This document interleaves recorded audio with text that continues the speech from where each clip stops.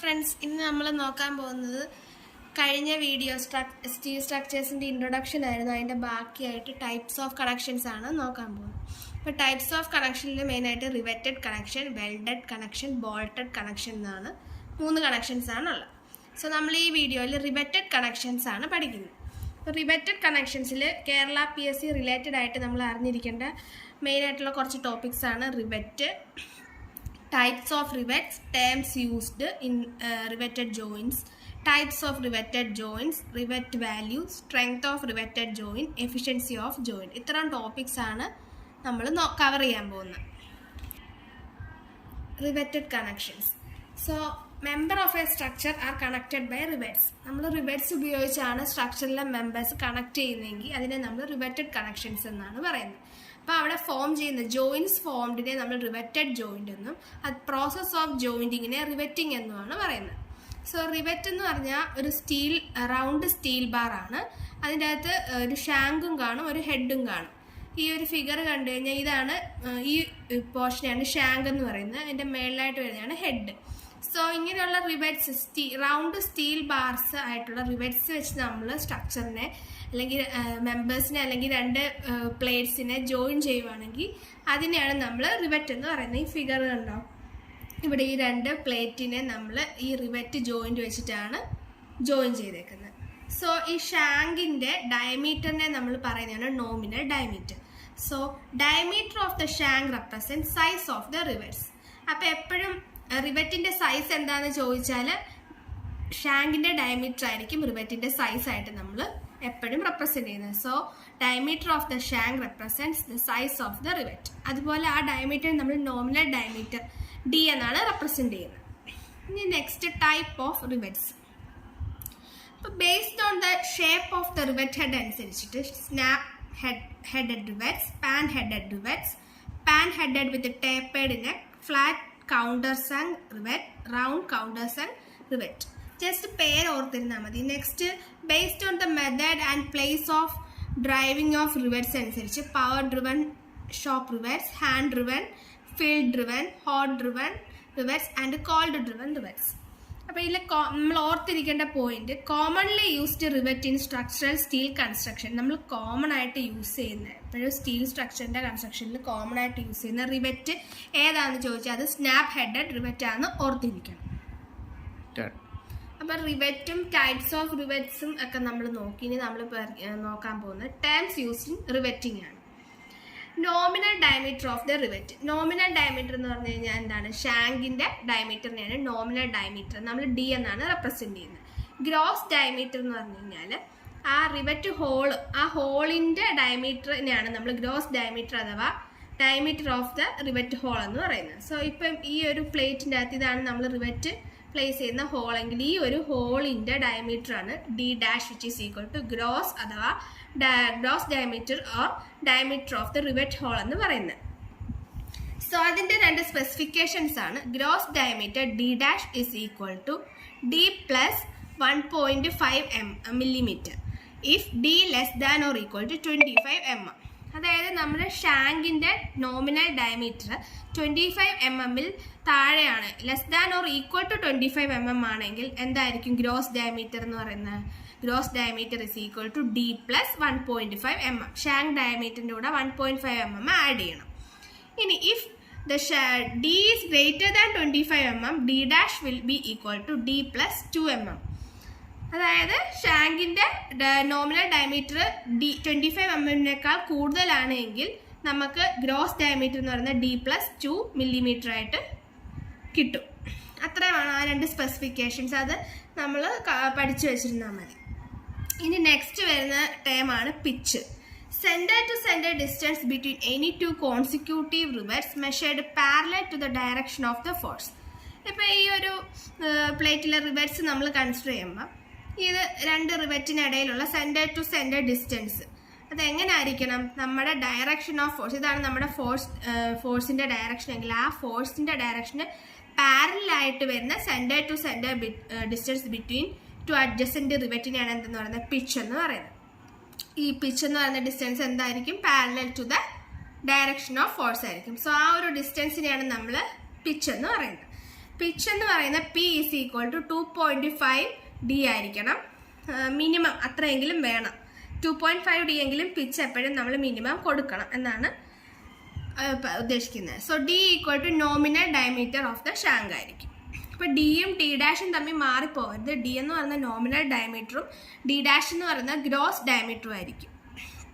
ഇനി നെക്സ്റ്റ് പിച്ചിൻ്റെ തന്നെ നമ്മൾ മിനിമം വാല്യൂ ആണ് പറഞ്ഞത്. ഇനി നമുക്ക് മാക്സിമം വാല്യൂ, അത് ടെൻഷൻ മെമ്പറിനാണെങ്കിൽ പി മാക്സിമം എന്ന് പറയുന്നത് 16T or 20 millimeter which ever is lesser.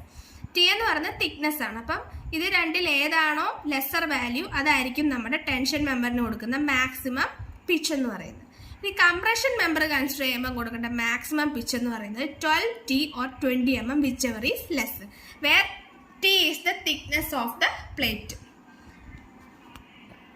T എന്ന് പറയുന്ന തിക്നെസ് ഓഫ് പ്ലേറ്റ്, നമ്മൾ ഇപ്പോൾ രണ്ട് പ്ലേറ്റിന് രണ്ട് ഡിഫറെൻ്റ് ആയിട്ടുള്ള തിക്നെസ് ആണെങ്കിൽ നമ്മൾ എപ്പോഴും ലെസ്സർ വാല്യൂ, ചെറിയ തിക്നെസ് ഉള്ള പ്ലേറ്റിൻ്റെ വാല്യൂ ആണ് നമ്മൾ ഡിസൈനിൽ കൺസിഡർ ചെയ്യുന്നത്.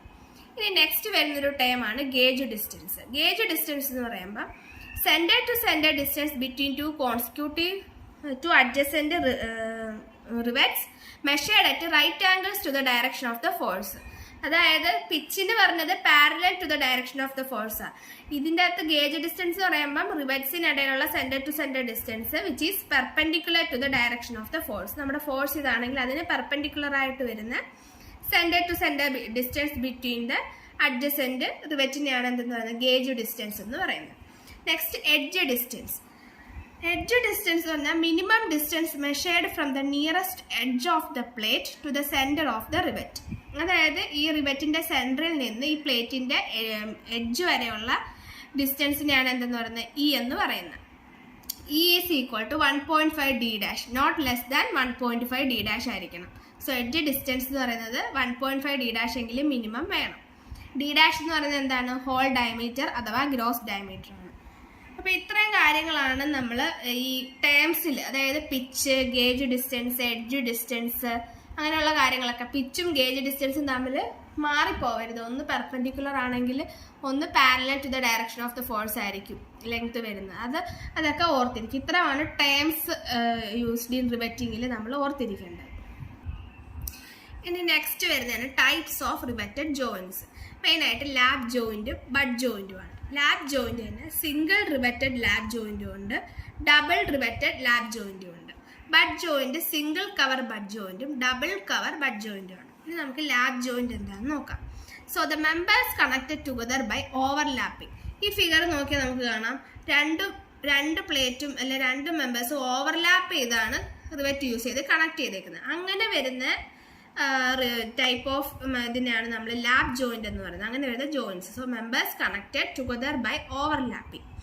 ഇനി ഇതിൻ്റെ അകത്ത് എത്ര rows, number of rows of rivet ആണ് ഉള്ളത്? Based on number of rows of rivet used in joint, lap joint is classified as single riveted, double riveted. ഇവിടെ നമ്മൾ നോക്കുമ്പോൾ ഇവിടെ ഒറ്റ റോ ഓഫ് റിവെറ്റ്സ് ആണ് കൊടുത്തേക്കുന്നത്. സോ അതിനെ നമ്മൾ സിംഗിൾ റിവെറ്റഡ് ലാബ് ജോയിൻറ്റ് എന്ന് പറയും. ഇവിടെ വരുമ്പോൾ 2 റോസ് ആണ് പോകുന്നത്. അതുകൊണ്ട് നമ്മൾ ഡബിൾ റിവെറ്റഡ് ലാബ് ജോയിൻറ്റ് എന്നാണ് പറയുന്നത്. അത്രയും കാര്യങ്ങളാണ് ലാബ് ജോയിൻറ്റിൽ ഓർക്കുക. എങ്ങനെയാണ്? ഓവർലാപ്പ് ചെയ്തായിരിക്കും വരുന്നത്. ബഡ് ജോയിൻറ്റിലാകുമ്പോൾ എങ്ങനെയാണ്? 2 plates to be connected are placed end to end. ഈ ഫിഗറിൽ നോക്കിക്കഴിഞ്ഞാൽ ഉണ്ടോ, ഒരു പ്ലേറ്റും നെക്സ്റ്റ് പ്ലേറ്റ് രണ്ടും എൻഡ് ടു എൻഡ് ആണ് കണക്ട് ചെയ്തേക്കുന്നത്. അല്ലെങ്കിൽ ഫേസ് ടു ഫേസ് നമ്മൾ കണക്ട് ചെയ്യുമെന്ന് പറയും. സോ മറ്റടുത്ത് ഓവർലാപ്പ് ആണെങ്കിൽ ബഡ് ജോയിൻറ്റിൽ വരുമ്പം എൻഡ് ടു എൻഡ് ആണ് കണക്ഷൻ വരുന്നത്. അഡീഷണൽ ആയിട്ട് നമ്മളൊരു പ്ലേറ്റ് കൊടുക്കും. അതിനെ നമ്മൾ കവർ പ്ലേറ്റ് എന്നാണ് പറയുന്നത്. Additional plate known as cover plate is provided. അതാണ് ഈ ഇടയ്ക്ക് കൊടുത്തേക്കുന്ന ഈ ഒരു പ്ലേറ്റാണ് കവർ പ്ലേറ്റ്. സോ അത് നമ്മൾ ഒരു കവർ പ്ലേറ്റേ കൊടുക്കത്തുള്ളെങ്കിൽ അതിനെ നമ്മൾ സിംഗിൾ കവർ ബഡ് ജോയിൻ്റ് എന്നും, 2 കവർ പ്ലേറ്റ് മേളിലും താഴെയും കവർ പ്ലേറ്റ് കൊടുത്താൽ അതിനെ നമ്മൾ ഡബിൾ കവർ ബഡ് ജോയിൻ്റ് എന്നുമാണ് പറയുന്നത്. അതാണ് ഇവിടെ എഴുതിയിരിക്കുന്നത്. 1 cover plate is placed on 1 side of the main plate, അതിനെ നമ്മൾ സിംഗിൾ കവർ ബഡ് ജോയിൻ്റ് എന്നും, if cover plates placed on both sides of the main plate double cover bud joint എന്നും പറയും. സോ മെയിൻ വ്യത്യാസം lab joint ആണ് overlap ചെയ്തായിരിക്കും മെമ്പേഴ്സിനെ place ചെയ്യുന്നത്. Bud joint ആകുമ്പോൾ end to end ആയിട്ടായിരിക്കും നമ്മൾ മെമ്പേഴ്സിനെ പ്ലേസ് ചെയ്യുന്നത്. ഇനി നമുക്ക് നോക്കാം റിവെറ്റ് വാല്യൂ എന്താണെന്നുള്ളത്. So rivet value it is the maximum force which A rivet can withstand safely. ഏറ്റവും കൂടുതൽ ഫോഴ്സ് റിവറ്റിന് വിസ്റ്റാൻഡ് ചെയ്യാൻ പറ്റുന്ന അല്ലെങ്കിൽ സേഫ് ആയിട്ട് താങ്ങാൻ പറ്റുന്ന മാക്സിമം ഫോഴ്സിനെയാണ് നമ്മൾ എന്തെന്ന് പറയുന്നത് റിവറ്റ് വാല്യൂ എന്ന് പറയുന്നത്. അതിനെ തന്നെ മറ്റൊരു രീതി പറയാം. Minimum strength of a rivet in shear or bearing strength. Shear strength അല്ലെങ്കിൽ ബെയറിംഗ് സ്ട്രെങ്ത് ഓഫ് ദ റിവറ്റിന് മിനിമം വരുന്ന വാല്യൂ ഏതാണ്, അതിനെയാണ് നമ്മൾ റിവറ്റ് വാല്യൂ എന്ന് നമുക്ക് പറയാൻ പറ്റും. അപ്പം നമുക്ക് ബെയറിംഗ് സ്ട്രെങ്ത് ഓഫ് ദ റിവറ്റും ഷിയറിംഗ് സ്ട്രെങ്ത് ഓഫ് ദ റിവറ്റും അറിയാമെങ്കിൽ അതിൽ നിന്ന് മിനിമം വാല്യൂ കൺസിഡർ ചെയ്താൽ നമുക്ക് റിവറ്റ് വാല്യൂ കിട്ടും. സോ ഇവിടെ നോക്കാം. Bearing strength of the rivet is equal to d dash into t into sigma pf. So d dash എന്ന് പറഞ്ഞാൽ നമുക്കറിയാം gross diameter of the rivet ആണ്. t എന്ന് പറഞ്ഞാൽ തിക്നെസ് ഓഫ് ദ പ്ലേറ്റ് ആണ്. സിഗ്മ പി എഫ് എന്ന് പറഞ്ഞാൽ bearing stress ആണ്. സോ ഇതാണ് നമ്മുടെ ഇക്വേഷൻ നമ്പർ 1. അതെന്ന് പറഞ്ഞാൽ ബെയറിംഗ് സ്ട്രെങ്ത് ഓഫ് റിവറ്റ് ആണ്. അപ്പോൾ നമുക്ക് ബെയറിംഗ് സ്ട്രെങ്ത് കിട്ടി. ഇനി നമുക്ക് ഷിയറിംഗ് സ്ട്രെങ്ത് അറിയണം. So shearing strength of the rivet 2 case ഉണ്ട്. ഒന്നാമത്തത് സിംഗിൾ ഷിയർ. ജോയിന്റിൽ ഒരു സിംഗിൾ ഷിയറേ ഉള്ളെങ്കിൽ ഇക്വേഷൻ എന്ന് പറഞ്ഞാൽ π/4 d dash square into tau vf ആയിരിക്കും. വേർ d dash എന്ന് പറഞ്ഞാൽ ഗ്രോസ് ഡയമീറ്റർ ഓഫ് ദ റിവറ്റും tau vf എന്ന് പറഞ്ഞാൽ ഷിയർ സ്ട്രെസ് ആണ്. നമുക്കറിയാം ഷിയർ സ്ട്രെസ് എന്ന് പറഞ്ഞാൽ 0.4 FY ആയിരിക്കും. സോ FY എന്ന് പറഞ്ഞാൽ എന്താ, yield stress for mild steel 250 Nm/mm² ആണ്. സോ നമുക്ക് അത്ര വാല്യൂസ് അറിയാമെങ്കിൽ നമുക്ക് shearing strength of rivet in single shear കിട്ടും. π/4 d dash square tau vf. ഇനി ഇൻ ഡബിൾ ഷിയർ ആണെങ്കിൽ ഒരു 2 മൾട്ടിപ്ലൈ ചെയ്താൽ മതി. 2 into π/4 d dash square into tau vf. ജോയിന്റിൽ 2 ഷിയർ ഡബിൾ ഷിയർ ആണെങ്കിൽ shearing strength of the rivet എന്ന് പറയുന്നത് 2 into π/4 d dash square into tau vf ആണ്. ബാക്കിയെല്ലാം സെയിം ആണ്. d dash എന്ന് പറഞ്ഞാൽ ഗ്രോസ് ഡയമീറ്ററും tau vf ഷിയർ സ്ട്രെസ്സും. അപ്പോൾ റിവറ്റ് വാല്യൂ എന്ന് പറയുന്നത് എന്തായിരിക്കും? ഇക്വേഷൻ 1, 2, 3 3 ഇക്വേഷൻ ഉണ്ട്. അപ്പം നമ്മൾ കമ്പയർ ചെയ്യുന്നത് എന്തിനാണ്? ഒന്നെങ്കിൽ നമുക്ക് ഇക്വേഷൻ നമ്പർ 1ഉം ഇക്വേഷൻ നമ്പർ 2നും മിനിമം വാല്യൂ കാൽക്കുലേറ്റ് ചെയ്യാം. അതല്ലെങ്കിൽ ഇക്വേഷൻ നമ്പർ 1ഉം ഇക്വേഷൻ നമ്പർ 3ന് മിനിമം വാല്യൂ കാൽക്കുലേറ്റ് ചെയ്യാം. അതാണ് റിവറ്റ് വാല്യൂ എന്ന് പറയുന്നത്.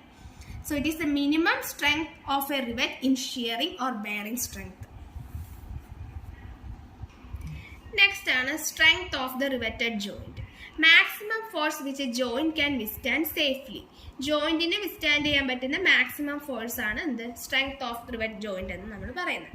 So strength of joint is the minimum of shearing, bearing and tearing strength of the plate. Shearing, bearing and tearing strength of the പ്ലേറ്റിൽ minimum value ഏതാണ്, അതാണ് നമ്മൾ strength of joint ആയിട്ട് consider ചെയ്യുന്നത്. നമ്മൾ already ഷിയറിംഗും ബെയറിംഗ് ഒക്കെ പറഞ്ഞു.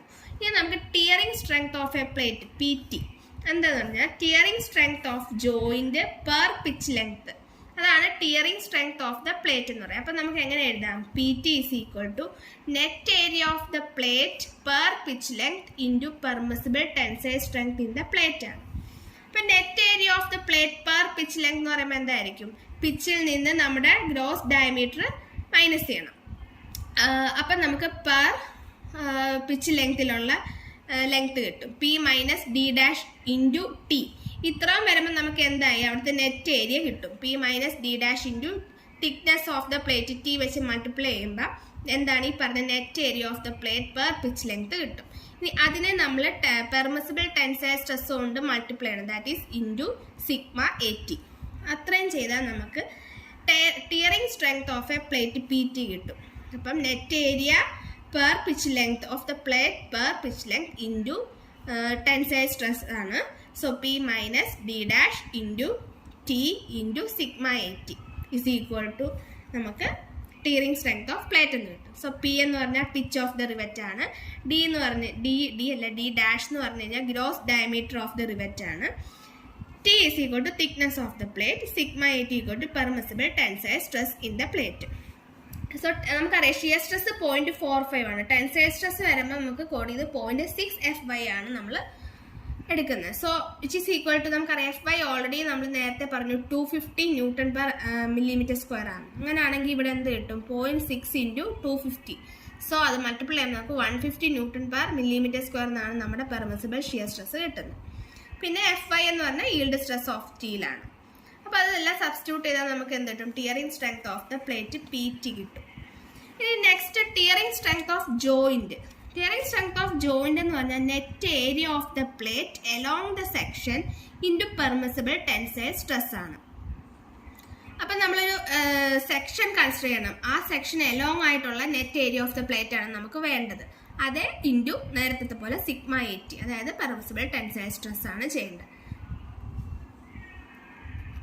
സോ അപ്പോൾ നമ്മൾ ഈ ഫിഗർ എടുക്കുമ്പോൾ ഇവിടെ ഇങ്ങനെ സെക്ഷൻ 1 സെക്ഷൻ 2 അങ്ങനെ നമ്മൾ കൺസിഡർ. അപ്പോൾ ഈ ഒരു ഫിഗറിൽ സെക്ഷൻ 1 കൺസിഡർ ചെയ്യുവാണെങ്കിൽ നെറ്റ് ഏരിയ എന്ന് പറയുന്നത് നമുക്ക് എങ്ങനെ പറയാൻ പറ്റും? B minus N D. അത്രയും ചെയ്യുമ്പോഴാണ് ഇവിടുത്തെ ലെങ്ത് നമുക്ക് കിട്ടുന്നത്. ഈ ഒരു പോർഷൻ്റെ length B minus N D എന്ന് പറഞ്ഞാൽ എന്താണ്? ഡി എന്ന് പറഞ്ഞാൽ ഈ ഡി എന്ന് പറയുമ്പോൾ ഈ ഡയമീറ്റർ ആണ് ഇവിടുത്തെ ഈ ഹോളിൻ്റെ അല്ലെങ്കിൽ ഈ റിവറ്റിൻ്റെ ഡയമീറ്റർ ആണ്.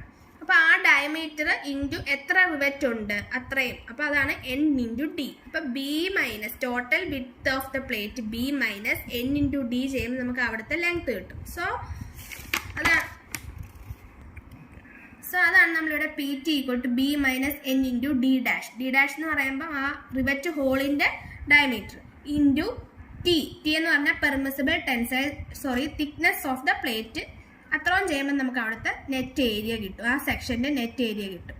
B minus N D dash, അതായത് ആ റിവറ്റ് ഹോളിൻ്റെ ആ ഒരു പോർഷൻ കുറച്ചിട്ടുള്ള ബാക്കി width B minus N into D dash into thickness of the plate. അത്രയും ചെയ്യുമ്പോൾ net area of the plate കിട്ടും into permissible tensile stress sigma 80 ചെയ്താൽ നമുക്ക് എന്ത് കിട്ടും? Tearing strength of the joint കിട്ടും. അതാണ് സ്ട്രെങ്ത് ഓഫ് ദ ജോയിൻറ്റിൽ. അത് രണ്ട് കേസ് ഉണ്ട്. ഒന്ന് ടിയറിംഗ് സ്ട്രെങ്ത് ഓഫ് ദ പ്ലേറ്റും അവിടെ നമ്മൾ കൺസിഡർ ചെയ്യുന്ന net area of the plate per pitch length into tensile stress ആണെങ്കിൽ ടിയറിംഗ് സ്ട്രെങ്ത് ഓഫ് ജോയിൻറ്റിൽ net area of the plate along the section into permissible tensile stress ആണ് നമ്മൾ consider ചെയ്യുന്നത്. ഇത്രയും കാര്യങ്ങളാണ് സ്ട്രെങ്ത് ഓഫ് റിവറ്റഡ് ജോയിൻറ്റിൽ main ആയിട്ട് ഓർത്തിരിക്കേണ്ടത്. Next efficiency of the joint. Efficiency of the joint എന്ന് പറഞ്ഞാൽ strength of the joint by strength of the solid plate ആണ്. So it is A ratio strength of the joint by strength of the solid plate ചെയ്യുമ്പോൾ efficiency of the joint കിട്ടും. അത് just ആ equation നോക്കിയിരുന്നാൽ മതി. നീറ്റ max equal to strength of the joint by strength of the solid plate.